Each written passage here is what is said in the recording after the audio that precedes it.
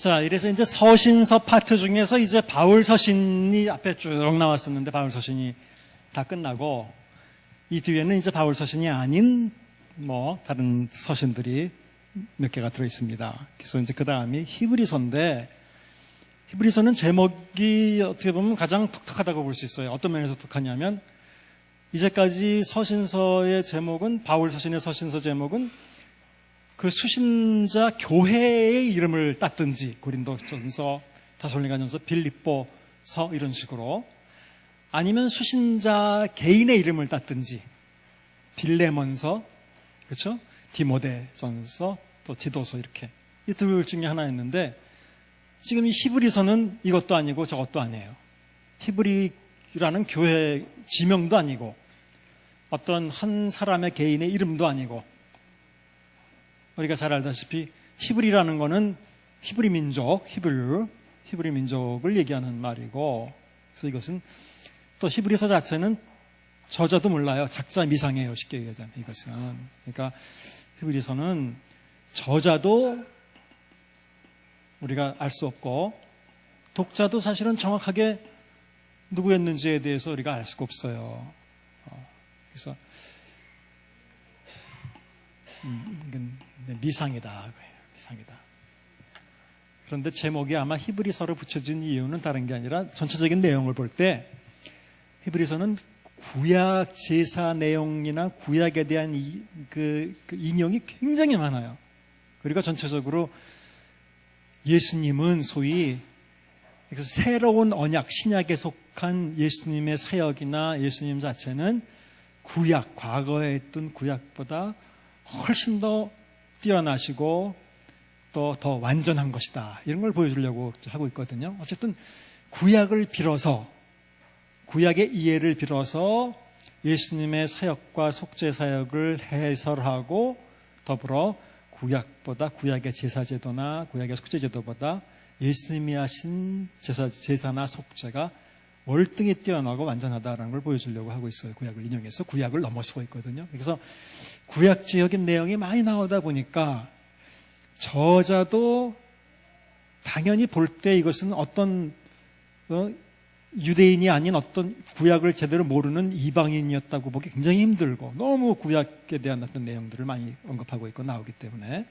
마찬가지 독자도 이것을 이해하지 못한다면 이해할 수 없을 테니까 아마 이건 저자나 독자나 다 소위 유대인, 어떻게 보면 히브리라는 표현이 그래서 나온 거예요. 히브리인, 어떻게 보면 유대인에게 보낸 책이다. 이렇게 이제 쓴 거예요. 그래서 그냥 히브리서라고 이렇게 이름을 붙여놓은 겁니다. 하지만 정확하게 저자가 누군지 독자가 누구였는지는 몰라요. 그냥 아마 어떤 유대인 지도자가, 물론 믿는 유대인이죠. 기독교를 믿는 유대인 지도자가 또 그 믿는 유대인들이 주로 된 집단, 교회에게 보낸 책이다. 이렇게 볼 수 있습니다. 근데 이것을 한편으로는 히브리서를 이것뿐만 아니라 이것을 편지로 분류할 수 있느냐라는 것도 어려워요. 왜냐하면 여러분들 여태까지 바울의 편지를 봤죠? 앞에 제일 처음에 뭐가 나옵니까? 인사가 나오는데 인사해 보면 우리 편지에 항상 from 누구, 그쵸? to 누구 이렇게 쓰듯이 똑같잖아요. 바울과 하나님의 뜻으로 사도된 나 바울은 또는 바울과 디모데는 누구에게 편지하노니라는 말은 없으니까 누구에게, 그러니까 from, to가 딱 나오는데 여러분들 히브리서 처음을 보세요. 그런 게 나오나? 없어요. 누가 누구에게 쓴다는 그 내용이 없어요. 그냥 본론적인 내용부터 나와요. 그 다음에 너희를 위해서 항상 감사함은 너희의 무슨 소문을, 사랑의 소문을 들음이라 없어요. 그런 내용이 하나도 없어요. 독서에 대해서 그런 게. 그냥 자기가 할 말 처음부터 이렇게 쭉 하고 있는 거예요. 그래서 이것을 과연 편지라고 보냐. 어떤 사람들은 그래서 이것은 하나의 설교문이다. 또는 어떤 사람은 무슨 신학적인 논문이다. 이렇게 잘 짜여져 있기 때문에 이렇게 표현하는 사람도 있어요. 성격상 그래요. 하지만 그냥 우리 성경 안에는 그냥 편지처럼 생각을 하고 또 이게 재밌는 게 히브리서 맨 뒤에를 보시면요. 끝나는 건 또 편지처럼 끝나요. 왜냐하면 자 13장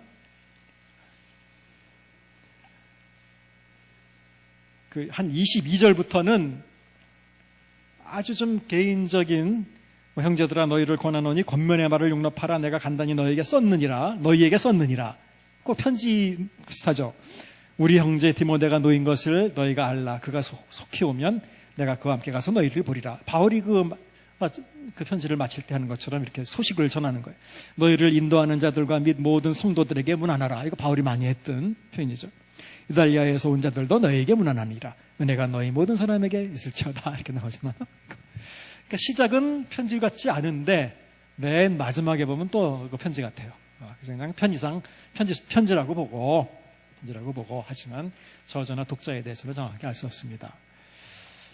아마 뭐 시기도 보통은 편지들 중에서는 아주 늦은 시기로 보는데 아무것도 정확하게 알 수 있는 건 솔직히 없어요. 하나도 없어요. 그냥 바울의 편지보다 더 늦은 시기에 아마 저자가 보면 디모데와 같은 정도의 그 연배나 아까 디모데 얘기가 나오잖아요. 그래서 아마 어떻게 보면 이제 1세대는 아니고 정확하게 2세대에 살던 그 지도자가 그 시대의 사람들에게 쓴 뭐 책이다. 이제 이 정도만 그냥 우리가 추정할 뿐입니다.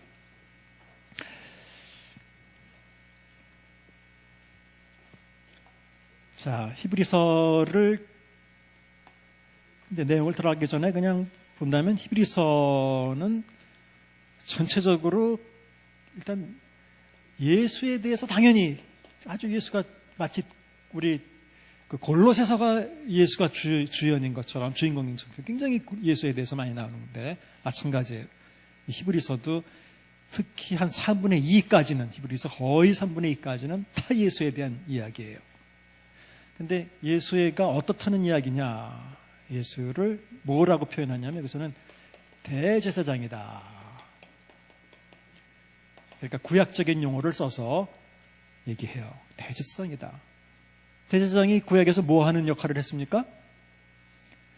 제물을 드려서 그 사람들을 대신해서 속죄하는 그런 그 속죄를 받는 그런 역할을 하죠. 바로 그런 거예요. 그런데 어떤 대제사장이냐? 완전한 대제사장이다.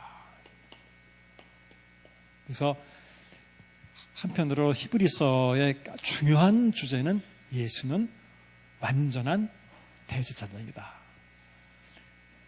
그래서 이 대제사장이 한 행동은 역시 완전한 구원을 이루셨다. 완전한 구원을 이루셨다. 예수는 완전한 대제사장이다. 그래서 완전한 구원을 이루셨다. 이 완전이라는 단어가 성경에 그 히브리서에 많이 나와요. 자, 이거를 잘 알아야 된다는 게 히브리서 거의 3분의 2, 4분의 3에 해당되는 내용이에요. 그리고 실제로 예수가 어떻게 완전한 대제사장이고 어떻게 완전한 구원을 이루셨는가를 쭉 10장까지 거의 쭉 다 이걸 보여주는 거예요. 그러니까 이런 걸 알았으면 이제 10장까지 얘기했고 그 다음에는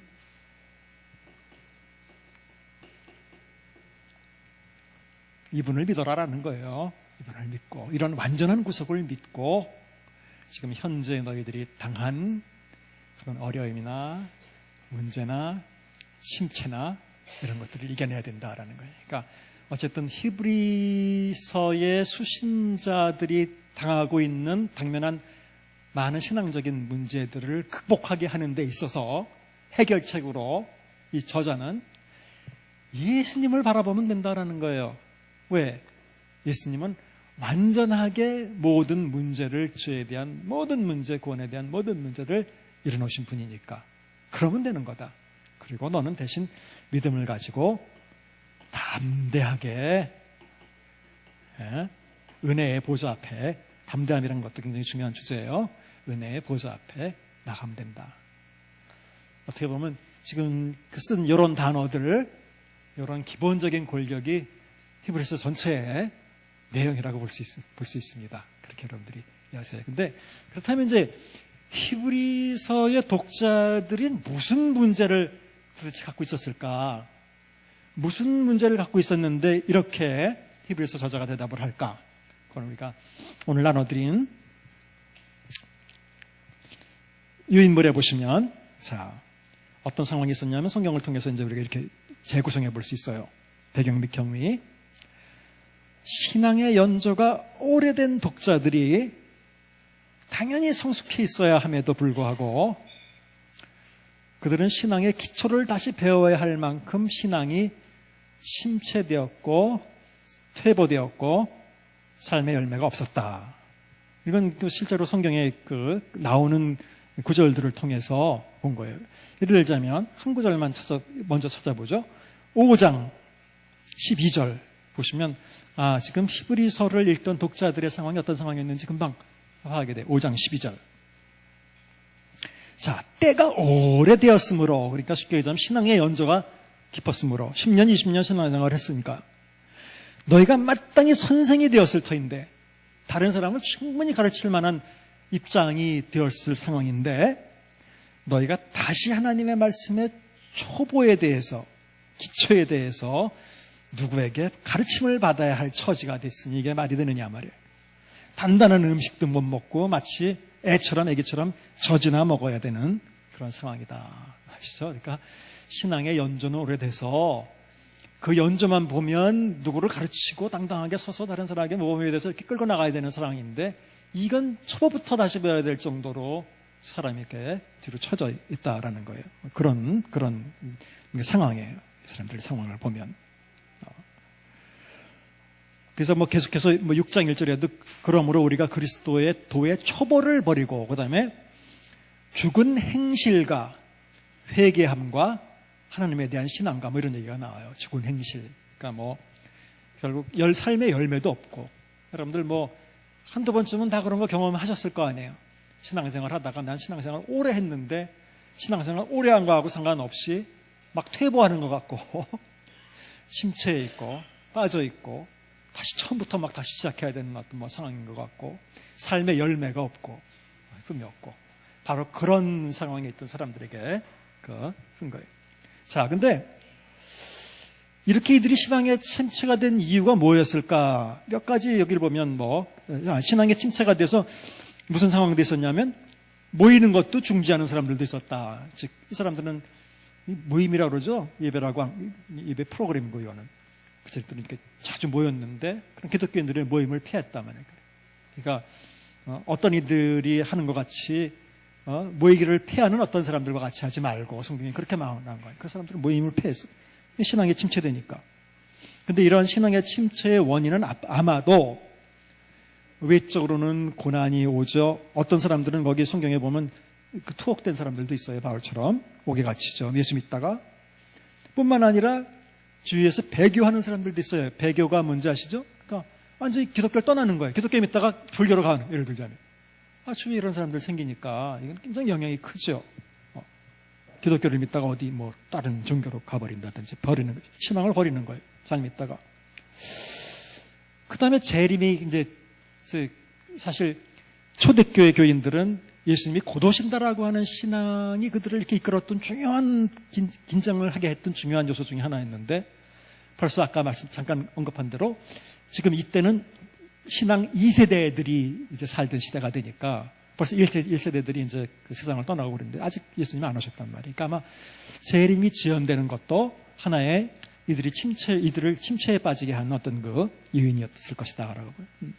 뿐만 아니라 10장에 보면 얽매이기 쉬운 죄를 벗어버리고 이런 얘기는 계속되는 범죄, 자기 개인의 삶을 볼 때 자꾸 반복해서 어떤 똑같은 죄를 짓거나 벗어나오지 못하고 거기에 빠져드는 거예요. 이런 거는 이제 우리들도 경험했을 만한 그런 일들이죠.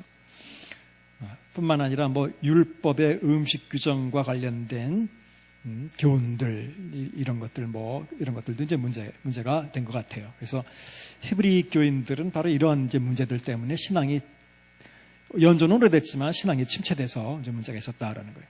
저자는 이에 대해서 예수님이야말로 완전한 속죄를 이루신 대제사장이라는 걸 밝히고 다음으로 이러한 온전한 속죄를 이루신 예수를 믿으라고 강조합니다. 그래서 요 부분을 잘 이해하시면 이게 이제 히브리서 전체의 어떤 그 내용이다라고 보시면 돼요. 다시 말씀드리지만 이런 고난 또 반복되는 범죄 그래서 열매 없는 자기의 삶, 그 다음에 재림의 지연, 또 주위의 환경에서 잘 믿던 친구가 기독교를 떠나버리는 이런 거에 대한 어떤 뭐 충격, 뭐 이런 여러 가지들이 이 사람들로 하여금 신앙을 진보하지 못하게 하고 그냥 침체에 빠뜨린 그런 문제였단 말이에요. 그런데 그런 어떤 환경적인 요인, 여러 가지 요인들을 다 떨쳐버리고 이 저자는 이 문제에 대한 해답은 간단하다는 거예요.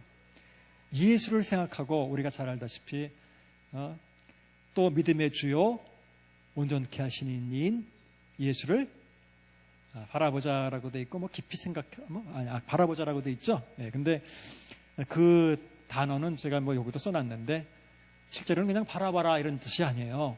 그 영어 성경도 대부분 그렇게 번역하고 있는데 Fix your eyes on Jesus. Fix your eyes on Jesus.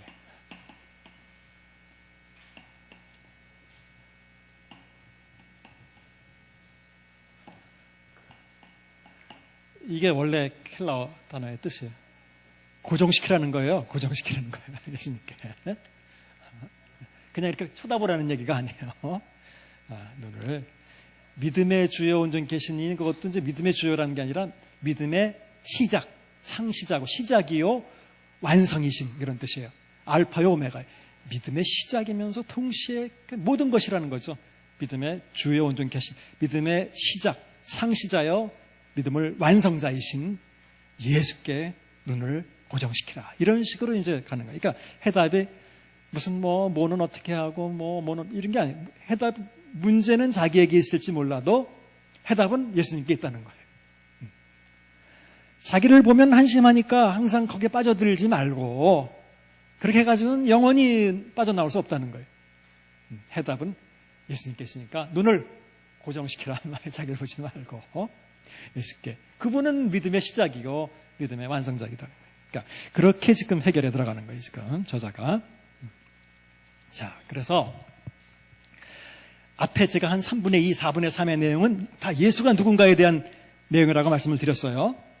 그래서 자, 9점의 내용을 보시면 바로 1장 1절부터 10장 18절까지가 주로 예수가 어떤 분이신가에 대해서 아주 길게 구약을 구구절절히 인용하고 어떤 구약의 구절을 분명히 이용하지 않는다 그래도 구약의 내용을 근거로 쭉 설명하러 오고 있어요. 그래서 간단하게만 말씀드리면 1장 1절에서 3절까지는 마지막 계시다. 여태까지는 선지자를 통해서도 말씀하셨고 또 조상들을 통해서도 말씀하셨고 그랬는데 2절 마지막 날에는 결국 자기 아들을 통해서 말씀을 하셨다. 그러니까 드디어 마지막 하나님이 사람들에게 말씀해 주신 최종적인 계시자는 예수님이다. 이렇게 얘기를 하고 있고 4절부터 1장 18절까지는 그분은 천사보다 뛰어난 분이다. 근데 왜 천사가 나왔냐면 천사도 앙겔로스란 말은 원래 우리가 천사라고 하는 앙겔로스란 말은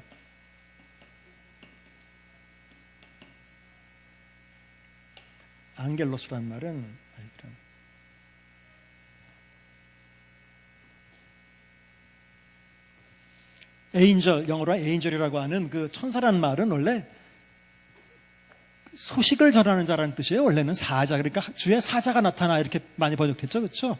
말 그대로 사자라는 뜻이에요. 보내심을 입은 소식을 전하는 자. 그리고 천사는 대부분 신약에서도 그렇고 우리 예수님 탄생할 때도 그렇고 하나님의 메시지를 전하는 역할을 주로 했어요. 다른 역할보다. 그러니까 예수님이 천사보다 뛰어난 분이라는 것은 그들은 천사도 하나님의 메시지를 전하는 분이지만 지금 위에서 얘기한 대로 예수님은 최종적인 그분보다도 훨씬 뛰어난 최종적인 계시자다. 이런 아들로서 그런 역할을 하는 분이다 하면서 쭉 나와요. 자, 이건 그냥 빨리빨리 넘어갈게요. 천사보다 뛰어난 분이니까. 그 다음에 1장 10절에 보면 구원의 창시자처럼 이렇게 표현이 되어 있고 그 다음에 천사보다 뛰어난 분을 넘어서서 모세보다도 뛰어난 분이다. 자, 모세는 누군지 아시잖아요. 구약의 가장 어떻게 보면 왕으로서는 다윗 왕이 존경받고 있지만 구약에서 가장 중요한 일을 한 이스라엘 백성들을 출애굽을 시켰을 뿐만 아니라 율법을 받아서 선포하고 율법을 전한 아주 최고의 지도자죠. 구약 전체에. 모세보다도 뛰어난 분이다라는 거예요. 그런 것들을 이제 그 구약 성경을 쭉 통해서 얘기하고 있습니다. 대제사장 예수다. 여기서부터 이제 주제가 예수님이 대제사장인 예수라는 얘기가 나옵니다.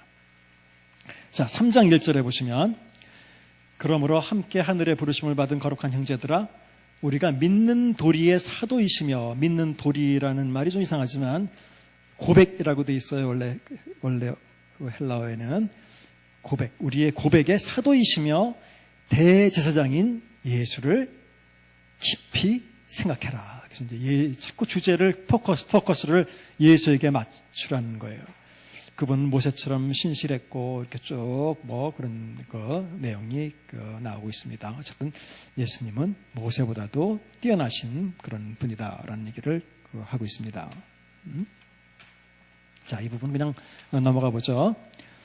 그 다음에 2페이지에 넘어가면 네 번째로 여호수아보다도 뛰어나신 분이다. 4장에 보면 여호수아보다도 뛰어납니다. 여호수아는 그냥 가나안 땅에만 들어가게 했지만 그런 안식을, 그런 어떤 그 불완전한 안식을 줬지만 이제 예수님은 완전한 안식을 우리에게 주실 수 있는 그런 분이다라고 얘기를 하고 있습니다. 그래서 우리는 그런 안식에 들어가야 된다는 얘기를 하고 있어요. 그 다음에 다섯 번째로는 이제 예수는 온전한이라는 것은 완전한 대제사장이다라는 얘기를 하고 있습니다. 그래서 4장 14절에 보면 그러므로 우리에게 큰 대제사장이 있으니, 여기서 크다는 말은 위대하다 이런 뜻이에요. 큰 대제사장이 있으니 승천하시니 곧 하나님의 아들 예수라. 우리가 믿는 그 고백을 굳게 잡을지라라고 얘기합니다. 그래서 그 바울이 아니라 이 히브리서 저자는 어떤 문제에 대해서 해답이 항상 예수께 있다는 게 예수에게 대해서 자꾸. 그래서 16절 그러므로 우리는 긍휼하심을 받고 때를 따라 돕는 은혜를 얻기 위하여 은혜의 보좌 앞에 어떻게? 담대히 나아갈 것이라. 담대라는 말이 또 이제 앞으로도 나오는데 중요한 히브리서의 주제 중에 하나예요. 자, 왜 담대함이 필요할까? 당연하죠. 지금 이 히브리서 독자들의 상황이 위축되어 있는 거 아니에요? 침체되어 있는 거 아니에요? 담대한 거예요. 이게 이제 그 뒤에서 더 정확하게 나오지만 히브리서 저자는 담대하게 나아가야 된다는 걸 처음부터 강조하고 있어요. 그래서 이런 거예요. 우리가 하나님 앞에 이제 나가기도 힘들고 막 괴롭고 막 그런 거예요. 왜냐고 물어보면 너무 그냥 반복해서 죄를 짓고 제가 자기가 생각해봐도 자기를 도대체 용납할 수 없기 때문에 양심상 하나님 앞에 이렇게 막 나아갈 수 없다는 얘기. 근데 재밌게도 그런 사람에게 히브리서 저자는 어떻게 하라 그러냐면 반대로 담대하게 나오라는 얘기를 하고 있는 거예요. 이게 대답인 거예요, 오히려. 그러니까 그건 죄가 너무 많고 힘들어서 하나님께 못 나가겠다는 얘기는 때가 너무 많아서 목욕탕에 못 가겠다는 얘기랑 똑같은 거예요. 때가 많기 때문에 목욕탕에 가야 되는 거 아니에요, 진짜로. 그런 거 아니에요, 실제로. 때가 많기 때문에 목욕탕에 더 의미가 있는 거 아니에요, 오히려. 그렇잖아요. 예. 오히려 때가 없는 사람은 목욕탕에 갈 의미가 없잖아요. 그러니까 그런 면에서 재밌게도 지금 히브리서 저자는 바로 그런 사람들에게 오히려 담대하게 나갈 수 있어야 된다라는 거예요. 근데 그 담대함이 어디서 나오느냐? 이게 무슨 정신이 정말 어떻게 됐나? 어떻게 담대함이 나올 수 있느냐? 문제는 결국은 그런 거예요. 해답은 예수님께 있다는 거예요. 예수님의 온전하신 속죄, 완전하신 속죄는 여러분들이나 우리들이 생각하는, 우리들이 가지고 있는 죄보다 훨씬 더 크고 위대하다는 거예요. 완전하다는 거예요. 무슨 말인지 아시죠? 내가 마치 내 죄가 너무 커서 하나님 앞에만 못 나가겠다라고 말하는 건 다르게 표현한다면 내 죄가 하나님의 속죄보다도 더 크다. 다시 다르게 말하면 하나님의 속죄는 내 죄를 속죄하기 부족하다. 이런 거나 똑같은 그 표현이라는 거예요. 그러니까 어쨌든 히브리서 기자는 자꾸 그게 아니다. 예수를 보게 하라 말이에요. 그분이 얼마나 완전한 속죄를 이루셨는지를 본다면 너희들은 얼마든지 담대하게 하나님 앞에 나갈 수 있다는 거예요. 그렇게 힘을 주고 있는 거예요. 지금 침체한 그 교인들에게. 자, 그래서 이제 온전하신 대제사장이기 때문에 완전하게 담대하게 나아가라. 이게 아주 중요한. 그러면서 이제 예수님이 어떻게 온전하신 제사장이 됐는가 이것을 앞에 처음에서는 멜기세덱의 반차를 따르는 제사장이다. 이게 멜기세덱이라는 인물은 아주 정말 신비로운 신비에 쌓인 인물이에요. 갑자기 툭 튀어나온 인물이잖아요. 구약에서도. 바로 이제 그걸 언급하고 있는 거예요. 예수님은 저기 무슨 레위 지파의 그 지파의 혈통을 따라서 그런 인간적인 계통을 따라서 제사장이 된 그런 인간적인 제사장이 아니라 완전히 레위하고는 다른 저기 아브라함 때에 있었던 그 멜기세덱의 계통을 따른 완전히 그러니까 그 구약에 그 제재받지 않는 그런 한계가 없는 그런 제사장이다. 그 멜기세덱은 그 당시에 아브라함에게도 11조를 받은 제사장 아니야 말이야. 그렇죠? 그러니까 그 구약의 혈통, 레위의 혈통을 따른 그런 제사장이 아닌 멜기세덱의 반차를 따른 하나님의 대제사장이다라는 그런 얘기를 하려고 하는 거예요. 그래서 9절에 보면 자기에게 순종하는 모든 자에게 영원한 구원의 근원이 되신다라고 이제 얘기를 하고 있죠. 어쨌든 그런 제사장이다. 뿐만 아니라 예수는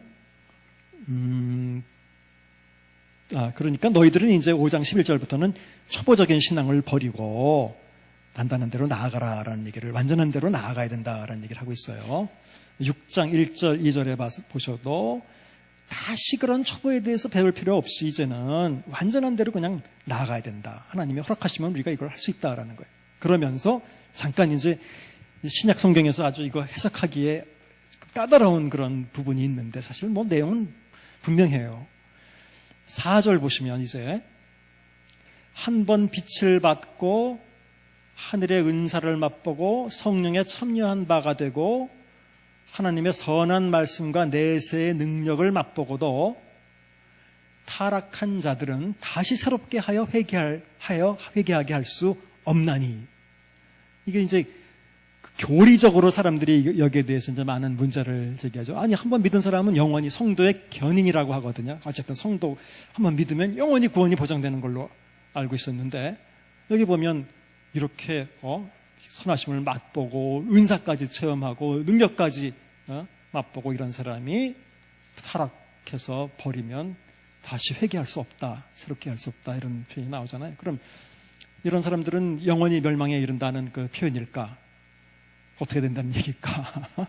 네. 여기 보면 이건 아주 분명해요. 실제로 만일 이렇게 하고도 그러니까 그리스도인으로서 받을 수 있는 많은 은사와 참 이런 걸 다 받고도 말 그대로 타락한 자들, 그러니까 아까 배교라는 걸 얘기하는 거죠.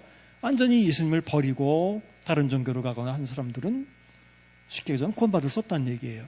그런데 이제 잘 보세요. 만일 그 사람이 나중에 다시 회개해서 불교로 갔다가 아니면 다른 어떤 이상한 종교로 갔다가 다시 회개해서 하나님 앞으로 온다면 그 사람은 어떻게 될까요? 그래도 구원 못 받을까요? 우리가 볼 때? 그렇게 볼 수는 없어요. 여기서 말하는 거는 그렇게 의도적으로 배교한 사람이라면 다시 회개하기 힘든 사람이다. 이런 의미라고 보는 게 좋아요.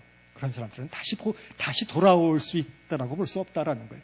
의도적으로 나간 사람이기 때문에 다 이미 그리스도인으로서 했던 삶을 체험한 상황에서 의도적으로 그걸 버리고 나갔다라고 할 때는 그 사람들은 아마 현실적으로 다시 회개해서 돌아올 가능성이 별로 없다. 이런 의미이지.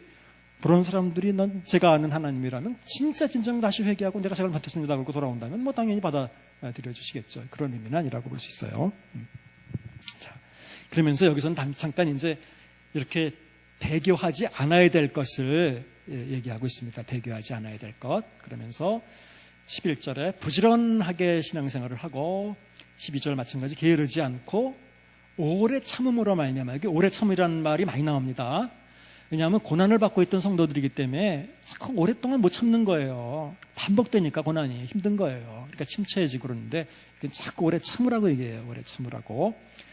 14절에서도 보면 아브라함 얘기를 하면서 15절 그가 이같이 어떻게 해서요? 오래 참아 약속을 받았느니라. 이게 오래 참는 게 굉장히 여기서 중요하게 등장을 해요. 그러면서 이제 계속해서 예수님이 멜기세덱의 계통을 따른 제사장이라는 얘기를 7장에서 또 계속합니다. 7장에서. 이건 그냥 쭉 넘어갈게요. 자, 25절, 7장 25절에 보시면 그러므로 자기를 힘입어 하느님께 나아가는 자들을 온전히 구원하실 수 있습니다. 그래서 온전하다는 말은 완전한 거예요. 그러니까 예수님 자신이 온전하신 분이기 때문에 온전히 구원할 수 있다 말이에요. 완전하게. 그 다음에 이제 27절에는 제사장들은, 일반 제사장들은 자기 죄를 위해서도 먼저 제사를 드리고 그래야 되지만 예수님은 그럴 필요가 없이 단번에 자기를 드려서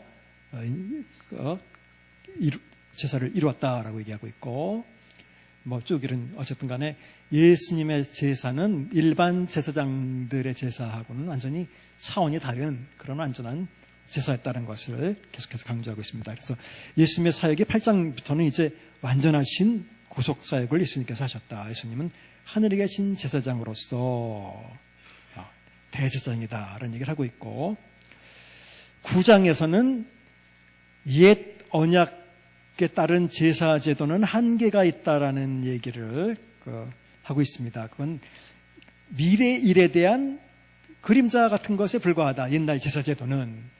그래서 예수님이 하신 제사는 이제 드디어 뭐냐면 9장 12절부터 이제 드디어 이제 명확하게 이제 얘기가 나오는데, 염소의 송아지의 피로 하지 아니하고 자기의 피로 영원한 속죄를 이루사 단번에 성소에 들어가셨느니라. 여러분들 잘 아시다시피 구약에서 대제사장은 1년에 한 번 들어가잖아요. 속죄일 날 1년에 한 번 제사를 지성소에 들어가잖아요. 그런데 당연히 피 없이는 안 된다고 하잖아요. 그렇죠? 우리가 구약에 잘 알다시피 제물의 피를 가지고 들어가서 1년에 한 번 들어가는 건데, 또 자기를 위해서도 속죄는 매년 해야 되는 거죠. 어떻게 보면. 그런데 예수님은 12절에 염소와 송아지의 피를 가지고 들어간 게 아니라 자기의 피를 가지고 한 번에 매년 들어갈 거 없이 한 번에 다 해결해 버렸다라는 거예요. 드디어 구약의 제사를 가지고. 자, 구약에서 보면 13절 염소와 황소의 피와 감송아지의 죄를 부정한 자에게 뿌려 육체를 정결하게 하여 거룩하게 하거든. 구약에서는 이런 식으로도 사람이 정결하게 됐는데, 하물며 영원하신 성령으로 말미암아 흠없는 자기를 제물로 하나님께 드린 그리스도의 피가 어찌 너희 양심을 죽은 행실에서 깨끗하게 하고 살아계신 하나님을 섬기게 하지 못하겠느냐. 그러니까 옛날에는 동물을 죽여서도 죄사함을 받았는데 예수님이 자기를 죽여서 제사를 드렸는데 그걸 가지고 어떻게 죄사함을 얻지 못하겠느냐 말이에요. 22절 모든 물건이 피로써 정결케 되느니 피 흘림이 없은즉 제사함이 없느니라. 이건 구약식이죠. 그러니까 예수님이 드린 제사는 영원히 완전한 제사다라는 거예요. 자, 10장 10절 이 뜻을 따라 예수 그리스도의 몸을 단번에 들이심으로 말미암아 우리가 거룩함을 얻었노라. 거룩함을. 12절 오직 그리스도는 죄를 위하여 한 영원한 제사를 드리시고 하나님 우편에 앉으사. 14절 그가 거룩한 된 자들을 한 번의 제사로 영원히 온전케 하셨느니라. 한 번 영원히. 그래서 영어에는 한 단어로 이렇게 표현해요. once for all 이라고 이렇게.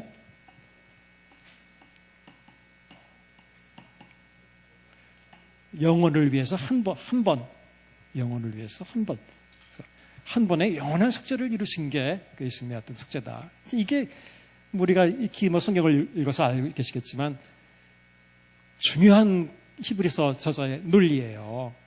예수님은 한 번에 자기 목숨을 바쳐서 한 번에 다 속죄를 이루어버렸다. 이게 무슨 상관이냐. 아까 피 흘림이 없은지 제사함이 없다.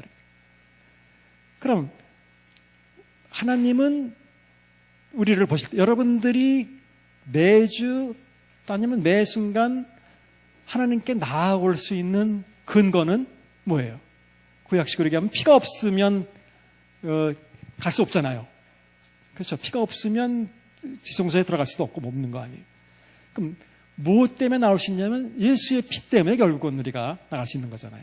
그러면 100번이면 99번은 예수의 피로 나오고 한 번은 내 공로로 나오느냐? 아니거든요. 그렇죠? 이거는 100% 항상 언제나 이거는 중요한 것은 예수님은 그렇다면 티켓이 있는데 티켓은 피예요. 우리 6월절이랑 똑같은 거예요. 6월절 때 문설주에 피를 발라놓은 거 똑같은 거 아니에요. 그 안에 걔네들이 뭐 선행을 그 당시에는 했느냐 안 했느냐 이런 거 뭐 하나도 중요한 게 아니에요. 일단 나오는. 그 안에 걔네들이 뭐 현재 뭐 싸우고 있느냐 안 싸우고 그것도 중요한 게 아니에요. 문설주에 피가 발라 있으면 넘어가는 거고 피가 안 발라 있으면 들어가서 치는 거예요. 다른 조건 하나도 없는 거예요. 하나님이 보시는 건 그것만 보시는 거 똑같다는 거죠.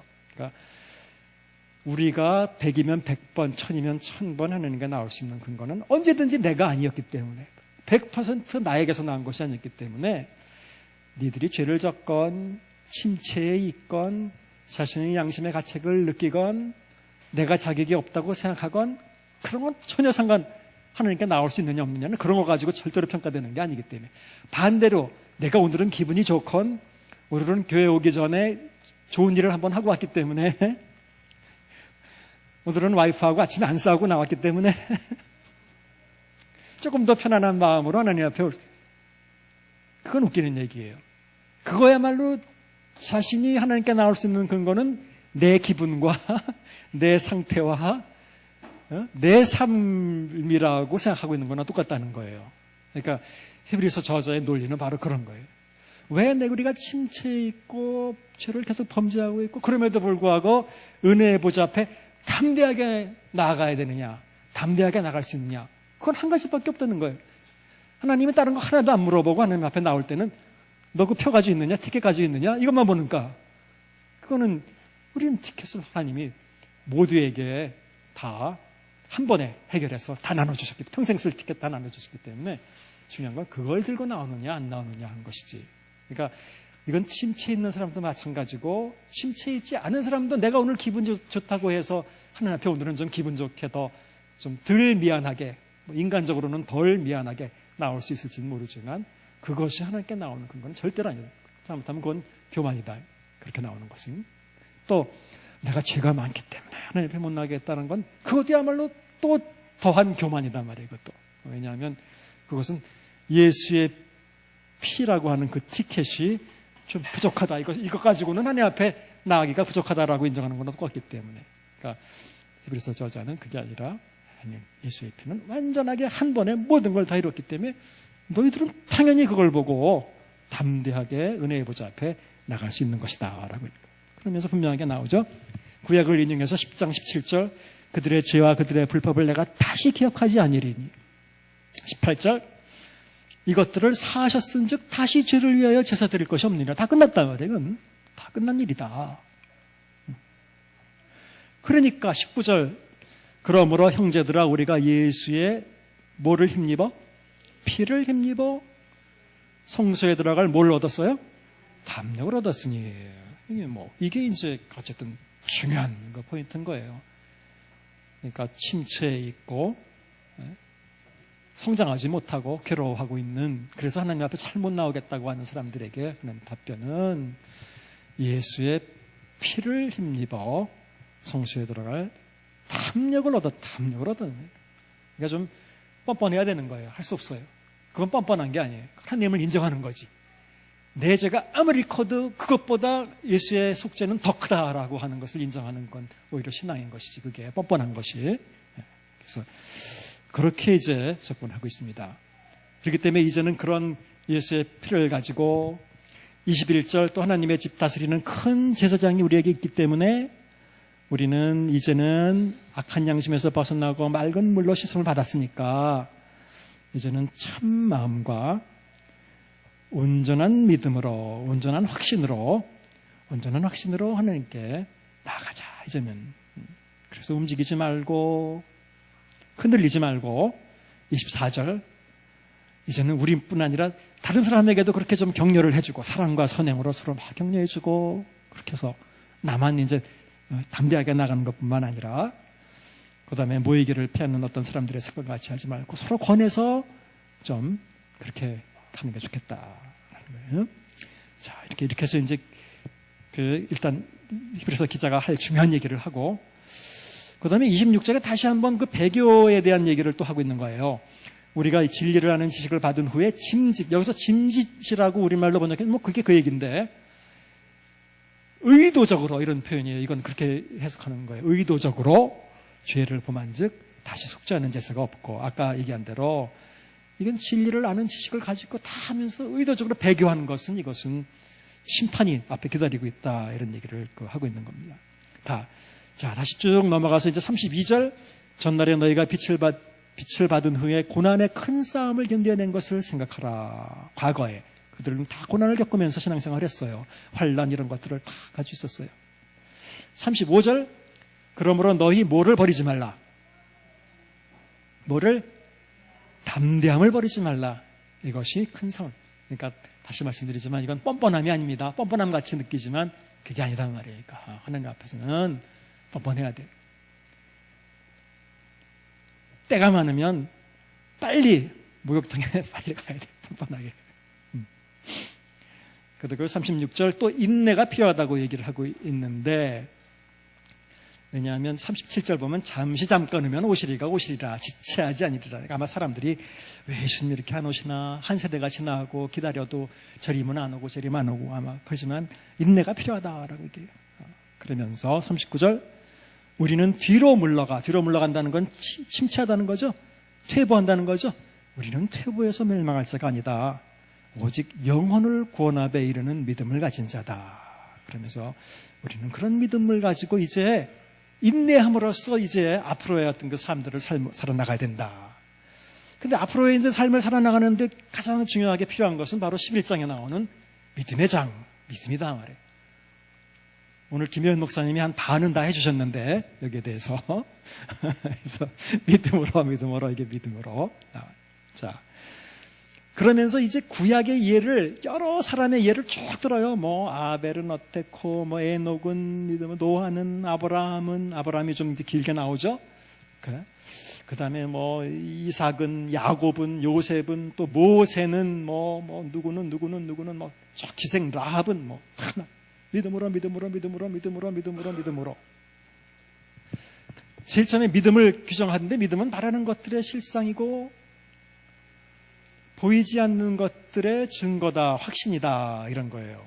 그런데 이제 전체를 쭉 읽어보면 여기서 히브리서 기자가 말하는 믿음이라는 것은 어디에 가깝냐면 인내에 가까워요, 굉장히. 잘 여러분들이 전체 11장을 읽어보세요. 여기서 말하는 믿음은 아주 인내에 가까워요. 즉 소망을 가지고 인내하는 거예요. 약속을 믿고 견뎌냈다는 거예요. 그렇죠? 오늘 목사님도 고난에 대해서도 여러 번 그 고난이라는 단어를 많이 쓰셨는데 바로 그런 고통을 이겨냈다는 거예요. 그러니까 고난이나 이런 것이 올 때 믿음으로 이겨냈다는 거예요. 그러니까 이것은 굉장히 견디는 것, 참고 견디는 인내에 굉장히 가까운 믿음을 얘기하는 거예요. 그리고 다음 주에 제가 조그만 유인물을 하나 또 드릴 텐데 거기에 이제 믿음에 대한 정리한 그런 거예요. 믿음이라는 거는 그런 면에서 우리는 굉장히 이거 추상명사 아니에요. 어떻게 보면 우리 머릿속에 가지고 있는 어떤 것, 아니면 마음속에 가지고 있는 어떤 것, 아니면 우리가 고백하는 어떤 것, 이렇게 생각할 수도 있는데 이게 아니에요. 자, 이거 보면 믿음은 뭐다. 절대로 지금 11장은 믿음의 장은 믿음은 뭐다 이렇게 말해본 적이 없어요. 믿음으로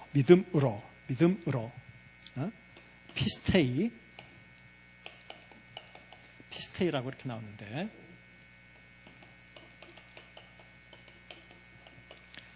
이거는 이제 헬라어를 얘기하면 몰라도 상관없어요. 역격이에요, 역격인데 소위 수단을 나타내는 역격. 수단을 나타내는 거거든요. 수단을 나타내는 역격이에요. 그래서 영어에서는 다 이게 by faith라고 이렇게 돼요. by faith.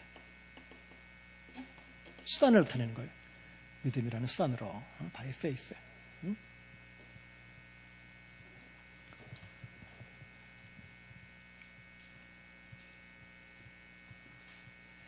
자, by faith라는 거는 영어 문장 속에서 본다면 사실 우리말로 봐도 그렇지만 부사구예요. 부사구. 그렇잖아요. 이게 주어가 아니에요. 부사구예요. 그래서 동사를 수식해주는 부사구예요. 동사를 한정해주는 부사구예요. 전체가 다 믿음으로. 문장 구성 요소에서 동사는 따로 있어요. 믿음이란 건 믿음을 그냥 가지고 있는 것으로 믿음이 아니에요. 절대로 그게 아니에요. 믿음이란 건 반드시 부사고예요. 이거는 어떤 동사가 그 다음에 있어야 돼요. 그래야 그게 믿음인 거예요. 무슨 말인지 제가 말씀드리려고 하는 걸 아시겠죠? 믿음이 있었다. 아벨은 믿음이 있었다. 아브라함도 믿음이 있었다. 절대로 이렇게 표현하지 않았어요. 믿음으로라는, 믿음은 수단이에요. 믿음으로 뭐는? 우리가 온 세계가 하나님의 말씀으로 주신 걸 우리가 안다. 믿음으로 아벨은 가인보다 더 나은 제사를 하나님께 드렸다. 믿음으로 에녹은 하나님을 기쁘시게 하는 자라고 되어 있지만 창세기에 보시면 하나님과 동행하는 자를 70인역에서 이렇게 옮겼어요. 하나님과 동행했단 말이에요. 믿음으로 노아는 아직 보이지 않는 일에 경광하심을 받지만 방주를 준비했다. 자, 노아가 믿음이 있었다 그랬는데 방주를 준비하지 않았다 그러면 그 믿음이 있는 거예요, 없는 거예요? 그건 아닙니다. 그러니까 믿음이라는 거는 지금 이 믿음의 장에서 말하는 믿음이라는 건 다 뭔가 힘든 어떤 일들을 했다라는 것을 수식해주는 부사구라는 거예요. 믿음은 믿음으로. 단순히 누가 믿음이 있느냐 없느냐 그거 아무 의미 없는 그런 게 아니에요. 믿음이 있다 없다라는 것은 바로 무엇을 봐도 믿음으로 이런 것을 했느냐 안 했느냐, 이런 어려움을 극복했느냐 안 했느냐, 이런 걸 가지고 평가되는 거예요. 믿음은 부사구예요. 그래서 계속해서 믿음을 따라 뭘 어떻게 했단 말이에요. 17절 아까 아브라함 믿음으로 이삭을 드렸다. 아브라함이 믿긴 믿었는데 이삭을 안 드렸다.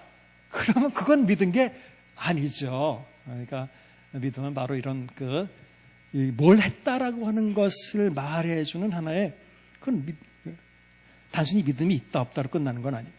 어떤 삶을 살았다라는 것으로 입증돼야 되는 것이지, 믿음이라는 것은. 믿음으로 어떻게 했다.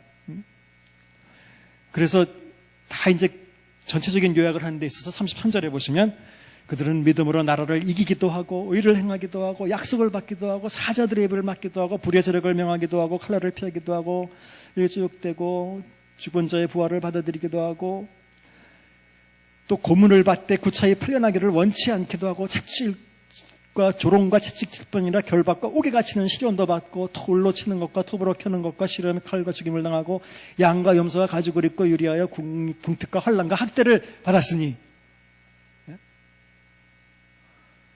믿음으로 오히려 그런 고난을 참고 이겨냈다. 그래서 아까 여기서 믿음의 속성은 제가 인내라고 말씀드렸죠.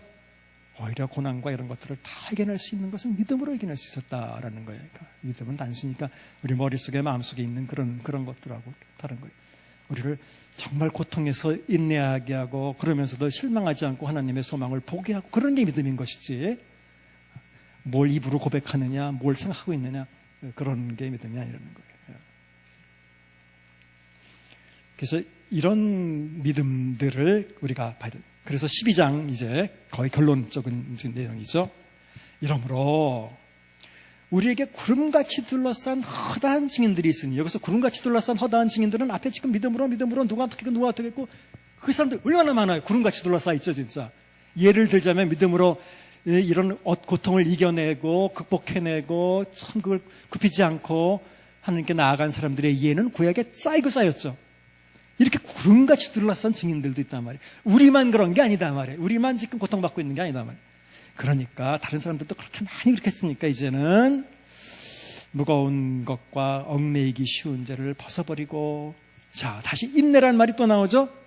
오래 참은 인내, 이것이 굉장히 중요한 포인트예요. 이게 지금 여기서는 좀 힘들어도 예수님 좀 늦게 온다 그래도 인내하고, 우리가 자꾸 반복해서 죄를 진다 그래도 좀 그런 것도 참아내고, 또 고난을 계속 받는다 그래도 그걸 좀 인내하고, 인내로서 우리 앞에 당한 경주를 경주하고, 아까 말씀드린 우리 믿음의 시작이고 창시자고 또 믿음의 완성자이신 온전케 하시는 이인 예수께 눈을 고정시키자라는 거예요. 자, 그러면서 예수님을 바라보면서 뭘 특별히 배우냐면, 우리가 이어지는 구절을, 그는 그 앞에 있는 기쁨을 위하여 십자가를 어떻게 했다고요? 참으사 부끄러움을 개의치 아니하였더니. 이게 굉장히 중요한 거예요. 앞에만 읽으면 안 돼요. 자꾸 여기에 나오는 믿음의 의미는 이런 면에서 부끄러움을 개의치 않고 참고 인내해 나가고 이렇게 좀 인내를 가지라는 거예요. 급하게 하지 말고. 자, 3절. 너희가 피곤하여 낙심하지 않기 위해서 죄인들을 이같이 자기에게 거역한 일을 참으신 일을 생각하라. 예수님도 참으셨는데. 그러면서 이제 5절 이하에서는 내 아들아 주의 징계하심을 경력이 징계하심으로 나왔는데 사실은 징계보다는 여기서는 훈육, 훈련 이런 의미예요. 원래 원어는. 근데 우리는 다 이걸 징계로 번역을 했어요. 왜? 이게 징계가 아니라 이것은 훈련, 훈육 그런 거예요. 훈련. 하나님이 훈련시키는 것을 경히 여기지 말고 다 하나님이 하나님의 뜻대로 그러니까 이런 고난받고 이러는 것도 다 하나님의 뜻대로 10절 우리의 유익을 위해서 거룩하며 참여하게 만드신 거 아니냐 말이에요. 이런 훈육이 11절 당시에는 즐거워 보이지 않지만 그걸로 말미암아 연단을 받은 자는 즉 인내를 통해서 이겨낸 사람들에게는 의와 평강의 열매를 맺느니라. 그러므로 이제는 피곤한 손과 연약한 무릎을 일으켜 세우고 이 사람들의 그 상황이 어떤 상황인지를 잘 보여주죠. 이 사람들은 참 피곤해 있고 지쳐 있고 이런 사람들. 너의 발을 위하여 곧은 길을 만들어 저으는 다리로 하여금 엇그러지지 않고 고침을 받게 하라. 이제는 좀 이제 회복해서 힐링 캠프예요. 이제는 좀 고침을 받고 다시 회복되게 이렇게 해라 말이에요. 그 다음에 이제 마지막 쭉 이제 그 교훈이 나오고 13장에 보면 형제 사랑을 계속해라 뭐 이런 얘기가 나오고 그 다음에 이제 제사라는 단어가 나오는 두 구절만 잠깐 언급을 해드릴게요. 13장 15절에 보면 그러므로 우리는 예수로 말미암아 항상 찬송의 제사를 하나님께 드리자. 이는 그 이름을 증언하는 입술의 열매니라. 찬송도 제사라고 표현했어요. 히브리서 기자는 찬송도 제사 드리는 거예요. 우리 그 에베소서 할 때 기억나시죠? 성령의 충만함을 받으라. 성령 충만의 제가 내용, 표시 이런 거 그다음 바로 이어지는 구절에 나왔었죠? 시와 찬미와 신령한 노래들로 서로에게 말하고 주께는 정말 진정한 마음으로 찬송을 드리고 그렇죠? 피차 서로에게는 또 복종하고 이런 내용들을 얘기했어요. 바로 그런 거 그거 제사라고 여기서는 표현하고 있어요. 16절 오직 선을 행함과 서로 나누어 주기를 잊지 말라. 하나님은 이와 같은 모를 기뻐하느니라. 제사라는 단어가 여기 두 번 이렇게 나옵니다. 그래서 히브리서 기자는 구약을 잘 알고 있고 또 히브리서 독자들도 구약을 잘 알고 있는 사람들인데 이제는 옛날 같은 그런 제사는 드릴 거 없고 동물 죽이는 제사는 드릴 거 없고 정말 이제 드려야 될 제사가 있다면 하나님께는 찬송하는 제사를 드리고 또 이웃에게는 행하고 나눠주는 그런 제사를 드림으로써 살아야 된다라고 격려하고 있습니다. 자, 다시 한번 정리하자면 바로 히브리서는 외부적인 고난, 반복되는 죄, 재림의 지연, 주위 사람들의 배교로 인해서 침체하고 하나님 앞에 못 나가고 퇴보하고 이렇게 움츠러들어 있던 그 연약한 무릎을 가지고 일어서지도 못하고 있는 사람들에게 쓴 책입니다. 그래서 전체적으로 예수님은 완전한 대제사장으로서 그분이 이루신 구원은 완전한 구원이다 말이에요. 완전한 구원이다. 그래서 그분의 피로 이제 한 번에 다 해결했으니까 우리가 하나님 앞에 나갈 수 있는 근거는 뭐 내가 아니라 하나님께 있기 때문에 예수님께 있기 때문에 그 피를 말미암아 성소에 담대하게 이제 나갈 수 있단 말이야. 담대하게 나가고 그 다음에 이제 많은 시련들이 계속해서 오고 있지만 단번에 이루어질 거라고 생각하지 말고 인내, 믿음이란 건 여기서 인내예요. 인내하면서 하나님의 그 완전한 구속을 기다리면서 그런 믿음을 가지고 우리 현재의 삶을 극복해서 이제 성숙한 그리스도인들로 나아가야 된다라고 하는 그런 내용의 책입니다. 그런 면에서 히브리서는 오히려 이제 디모데서나 이런 것보다는 여러분들에게 굉장히 이렇게 읽을 수 있는 가까이에 와 있는 의외로 우리 히브리서 많이 안 읽을 거예요 아마. 하지만 이제 다시 한번 여러분들이 쭉 읽어보시면서 얼마나 확실하게 그 히브리서 기자가 확신을 주고 있는가라는 걸 통해서 혹시 침체에 있는 그리스도인들이 있다면 거기서 담대하게 벗어나오시길 바랍니다. 자, 다음 주에 하겠습니다. 고맙습니다.